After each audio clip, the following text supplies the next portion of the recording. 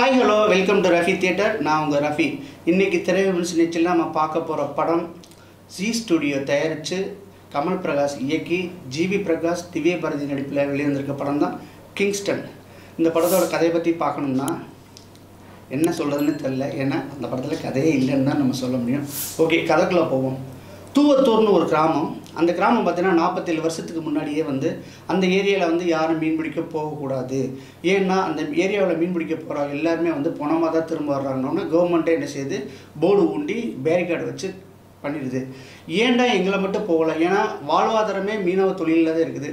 ஏன் நாங்கள் மட்டும் அடிமையாக போயிட்டுருக்கோம், வாழ்வாதாரமே ரொம்ப தலைகீழ போயிடுச்சு, எதுவுமே இல்லை அப்படின்னு சொல்லிட்டு போராடுறானுங்க யூத்து பசங்க. யூத்தோடைய அப்பா எங்கே செத்து போகிறாருன்னா கடலில் தான் செத்து போயிருக்காரு. அவங்களோட தாத்தா எதுலேயும் செத்து போயிருக்குன்னா அதுதான். இவனுக்கு அந்த ஹீரோ ஜிவி பிரகாஷ்க்கு இது என்ன நடந்துச்சுன்னு சொல்லிட்டு நம்ம பார்க்கணும்னு சொல்கிறாங்க.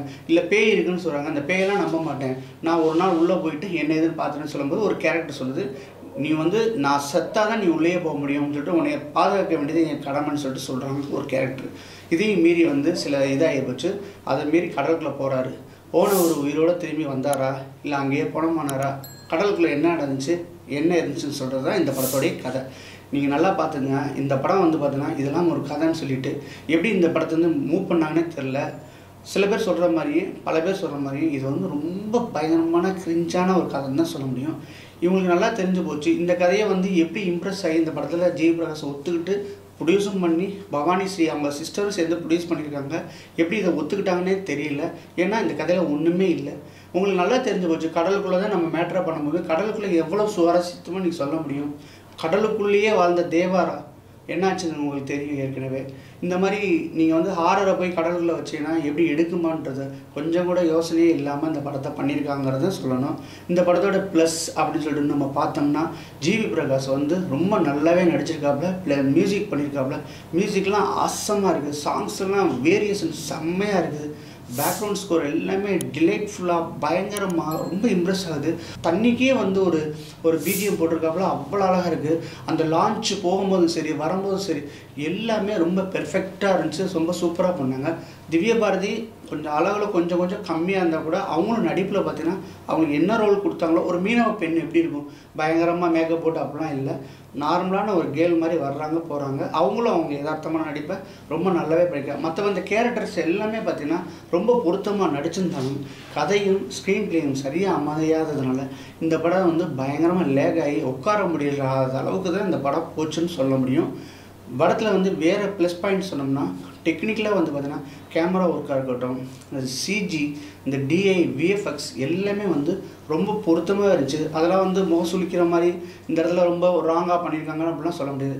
நல்ல பொருட்செலவு போட்டிருந்தாலும் இந்த அளவுக்கு டிஐ பண்ண வேண்டிய அவசியமே இல்லை. டேரெக்டாக கொஞ்சம் ஓவராலாக என்ன சொல்கிறது விஷுவல்லே நம்ம சொல்லிட்டு போயிருந்துக்கலாம். ஆனாலும் பார்த்தா ரொம்ப சிஜியில் போய் மெனக்கெட்டுருக்காங்க. தண்ணிக்குள்ளே உள்ள பேய் பார்த்தீங்கன்னா விஸ்வரூபம் எடுக்குது அப்படிங்கிறதுலாம் நம்மளால் நம்பவே முடியல. அந்த மாதிரி தான் இருக்கும். திடீர்னு தண்ணிக்குள்ளே சண்டை போட்டுட்ருக்காங்க, திடீர்னு பார்த்தா பேய் வெளியில் லேண்ட்ஸ்கேப்பில் அது ஒரு ஆட்டம் ஆடுது. இந்த மாதிரி மாற்றி நம்மளை கன்ஃபியூஸ் பண்ணி தான் இந்த படத்தை முடிச்சிருக்காங்க. எப்படா ஒரு கட்டத்தில் படம் முடியுங்கிற அளவுக்கு தான் இருந்துச்சு. இது பயங்கர டிசப்பாயிண்டடாக இருந்துச்சு எங்களுக்கு, அப்படி தான் நம்ம சொல்ல முடியும். ஒட்டுமொத்தமாக இந்த படம் யாருக்காக எடுத்த படம், யாரை டார்கெட் ஆஃப் ஆடியன்ஸ் செட் பண்ணாங்கன்னா அது தப்பாக போய் அமைஞ்சிச்சுன்னு சொல்ல முடியும்.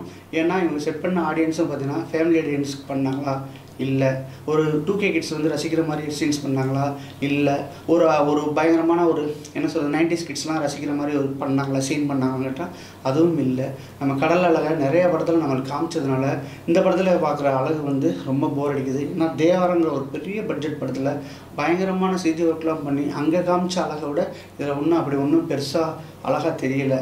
ஒட்டு மொத்தத்தில் இந்த படம் பார்த்திங்கன்னா டைம் இருந்தால் நீங்கள் தேட்டரில் போய் பார்க்கலாம். இந்த படத்துக்கு என்னுடைய மார்க் பார்த்தீங்கன்னா 10க்கு 5.5 கொடுப்பேன். மீண்டும் அடுத்த நிமிஷத்தில் சந்திக்கிறேன். அதுவரை பாய். இந்த வீடியோ பிடிச்சிருந்துச்சுன்னா லைக் பண்ணுங்கள், ஷேர் பண்ணுங்கள், கமெண்ட் பண்ணுங்கள். ரஃபி தியேட்டரை மறக்காமல் சப்ஸ்கிரைப் பண்ணிடுங்க. பெல் பட்டனை கிளிக் பண்ணிடுங்க.